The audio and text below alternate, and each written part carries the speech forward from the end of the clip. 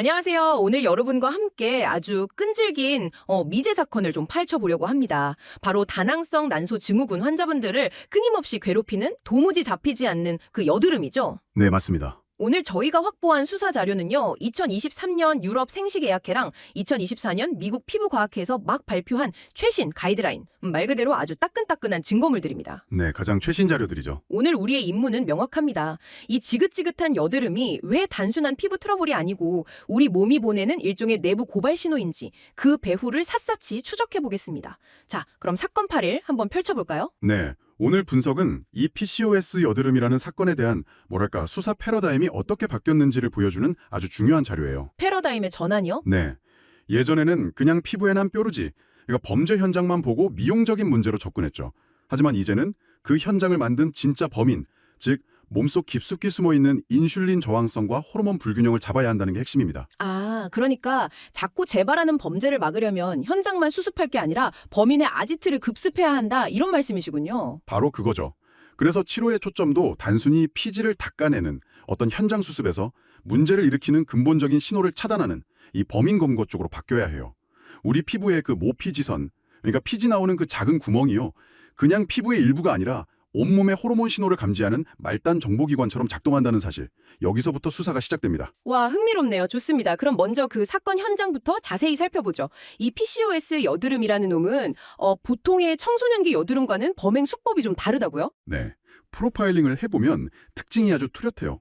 주로 턱이랑 입 주변, 우리가 흔히 유존이라고 부르는 부위에 집중적으로 나타나거든요. 아, 유존이요. 네, 그리고 연고처럼 현장에 직접 투입하는 국소 치료에는 아주 저항성이 강하고 잠깐 잡히는가 싶으면 금세 다시 나타나는 상습범입니다. 아주 골치 아픈 녀석이죠. 그렇다면 이 상습범의 배후에는 대체 누가 있는 겁니까? 이 사건의 배후에는요, 아주 강력한 공범이 둘 있습니다. 두 가지 핵심적인 분자 기전이 바로 그들이죠. 공범이요? 네, 첫 번째 용의자는 안드로겐, 즉 남성 호르몬입니다. 테스토스테론 같은 안드로겐이 피지선 세포라는 아지트로 잠입하면 5알파 환원 요소라는 졸력자를 만나서요. 훨씬 더 강력하고 악랄한 DHT라는 행동대장으로 변신을 해요. 더 강력한 놈으로 변신한다고요? 네, 이 DHT가 세포 핵 안으로 쳐들어가서 안드로겐 수용체라는 문을 열고 들어가면 피지 공장을 막 미친 듯이 돌리게 만들고 모낭 입구를 각질로 막아버리는 거죠.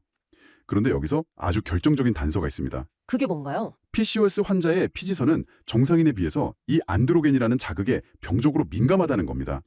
남들은 그냥 지나갈 자극에도 혼자 폭발적으로 반응해서 피지를 뿜어내는 거예요. 아, 그러니까 피지선 자체가 굉장히 예민한 상태군요. 일종의 과잉 방어처럼요? 맞습니다. 자, 여기서부터 정말 흥미로워지는데요. 이게 단순히 그 남성 호르몬, 이 첫 번째 용의자만의 문제가 아니라는 거죠. 두 번째 공범은 대체 누굽니까? 바로 인슐린입니다. 이 두 번째 용의자가 사건을 훨씬 더 복잡하게 만들죠. 이 녀석의 범죄 수법을 인슐린 IGF-1 mTOR 신호 전달 축이라고 부르는데 말이 좀 어렵죠? 네, 잠깐만요. 인슐린은 보통 혈당 조절하는 역할로만 알고 있었는데 이게 어떻게 여드름 사건에 개입을 하는 거죠? 전혀 다른 분야의 전문가 같은데요? 아주 좋은 질문이에요. 인슐린이 일종의 더블 에이전트 역할을 하는 거죠. 더블 에이전트요? 네, 혈액 속의 인슐린 농도가 비정상적으로 높아지면 이게 간으로 가서 성호르몬 결합 글로불린, 줄여서 SHBG라는 단백질 생산을 방해합니다. 이 SHBG가 뭐냐면 혈액 속을 떠돌아다니는 안드로겐을 붙잡아서 얌전하게 만드는 일종의 호르몬 경찰이거든요. 아하, 그러니까 인슐린이 호르몬 경찰에 발을 묶어버리는 거군요. 그렇죠. 그럼 경찰이 없어진 사이에 맞아요. 안드로겐들이 수갑이 풀린 채로 자유롭게 온몸을 돌아다니게 되는 거죠. 이런 유리 테스토스테론이 급증하면서 피지선을 더 강력하게 자극하고요. 근데 여기서 끝이 아니에요. 이 높은 인슐린 신호는 피지선 세포 안에 있는 mTOC1이라는 비상벨을 직접 눌러버립니다. 비상벨이요? 네, 이 벨이 울리면 말 그대로 피지 폭발이 일어나고 동시에 세포의 자체 정화 시스템인 자가포식을 멈추게 해서 염증이 걷잡을 수 없이 커지게 만들어요. 와, 정리를 해보면 첫 번째 용의자인 안드로겐은 원래도 예민한 피지선을 계속 자극하고 두 번째 용의자인 인슐린은 안드로겐을 풀어주는 것도 모자라 피지 공장의 비상벨까지 직접 눌러버리는 이건 뭐 완벽한 공범 관계네요? 그렇죠. 그런데 자료를 보니 더 심각한 건 이 폭주를 막을 브레이크 시스템마저 고장났다는 건데요. 바로 그게 이 사건의 전말을 이해하는 가장 중요한 열쇠입니다.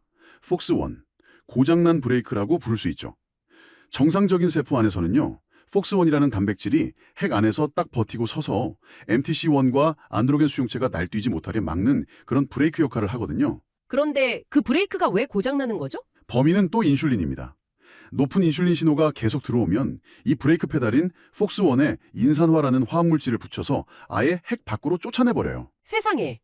운전석에서 브레이크 페달을 그냥 통째로 뜯어내버리는 거랑 같아요. 엑셀은 계속 밟고 있는데 브레이크는 아예 없어진 상황이라니.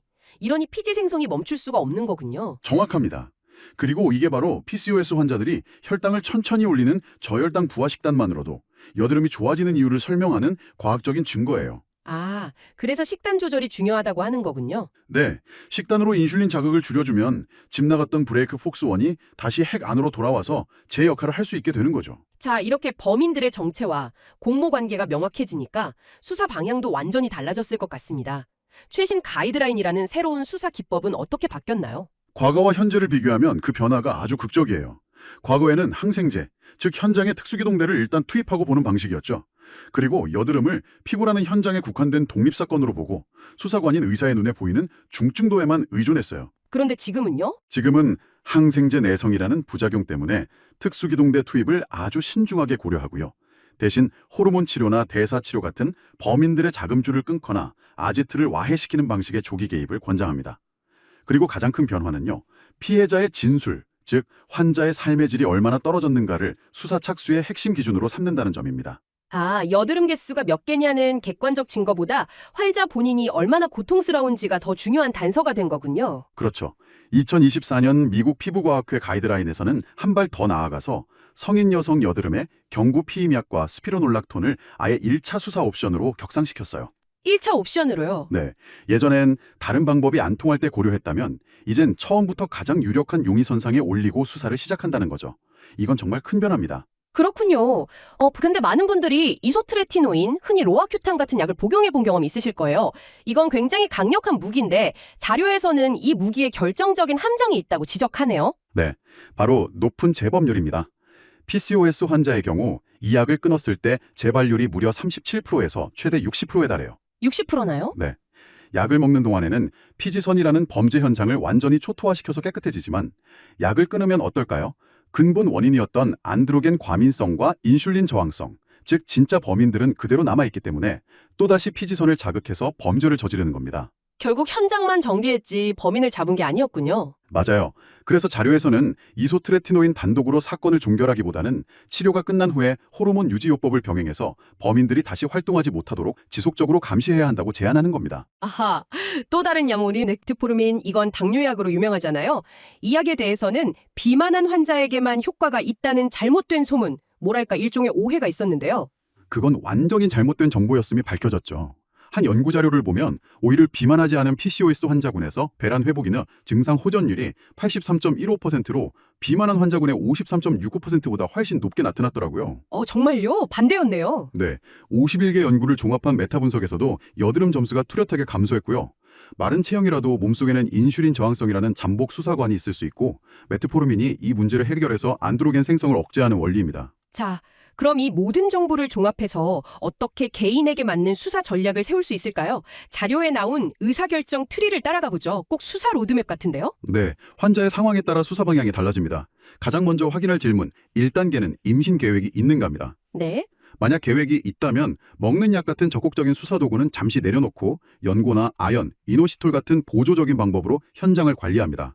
만약 계획이 없다면 2단계로 넘어가서 본격적인 수사에 착수하죠. 2단계는 용의자 프로파일링 단계군요. 어떤 증상이 더 두드러지는지를 보는 거네요? 맞습니다. A형은 안드로겐 우세형입니다. 털이 많아지거나 탈모가 심한 전형적인 안드로겐 범죄의 특징이 보인다면 경구 피임약이나 스피로놀락톤을 1차 무기로 고려합니다. B형은 대사 우세형으로 비만하거나 목이나 겨드랑이가 거뭇해지는 흑색가시 세포증 같은 인슐린 저항성의 증거가 뚜렷하다면 메트포르민과 식습관 교정으로 수사를 시작하죠. 그럼 둘 다 해당되면요? 그게 바로 마지막 C형, 혼합형인데요.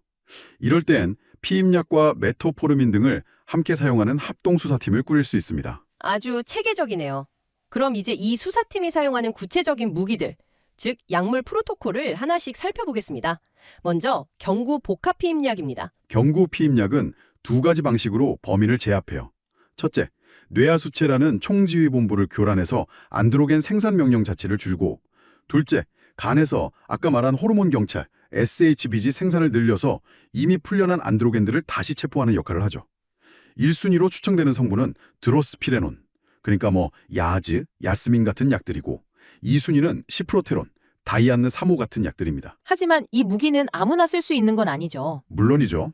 35세 이상 흡연자, 고도 비만, 혈전증 가족력 또는 조짐성 편두통이 있는 분들께는 위험할 수 있어서 금기입니다. 반드시 전문가인 수사지휘관과 상의해야 해요. 네, 알겠습니다. 다음 무기는 스피로놀락톤이군요. 이 약은 안드로겐을 직접 막는다고 들었어요? 네.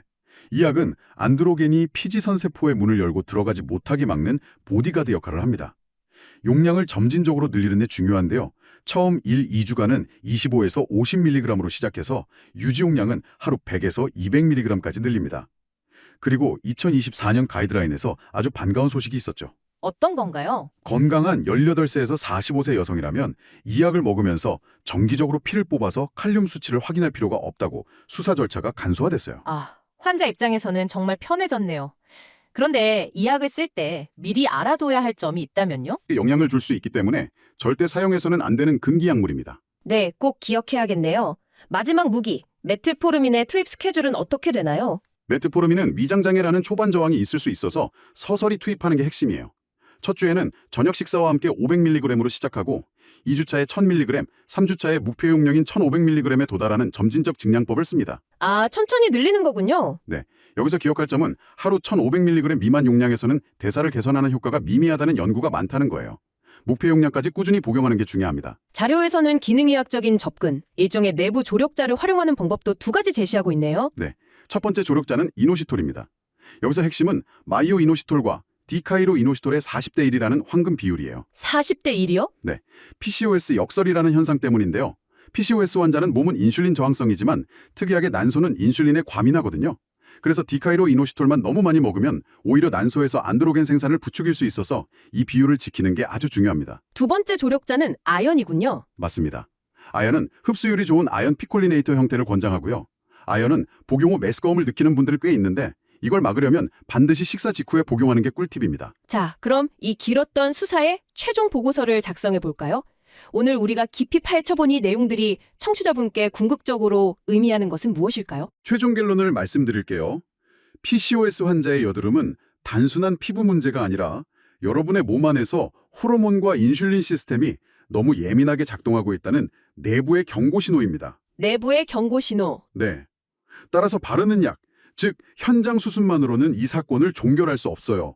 안에서는 호르몬 균형, 그러니까 피임약이나 스피로놀락톤 같은 걸로 균형을 잡고 대사, 즉 메트포르민이나 이노시톨로 바로잡는 안과 밖의 합동 작전이 반드시 필요합니다. 그리고 기억하세요. 피부세포라는 증거물이 완전히 바뀌는 데는 최소 3개월에서 6개월이 걸립니다. 인내심을 갖고 꾸준히 범인을 추적하는 것이 가장 중요해요. 네, 정말 중요한 말씀입니다. 오늘의 수사 기록을 바탕으로 마지막 질문을 하나 던져봅니다. 만약 여드름이 눈에 보이는 대사 신호다면 우리 몸이 피부 문제 외에 또 어떤 눈에 보이지 않는 신호들을 보내고 있을까요?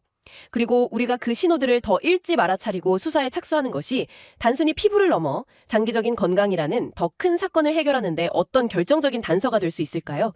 이 질문에 대해 한 번쯤 생각해 보시는 것도 좋겠습니다.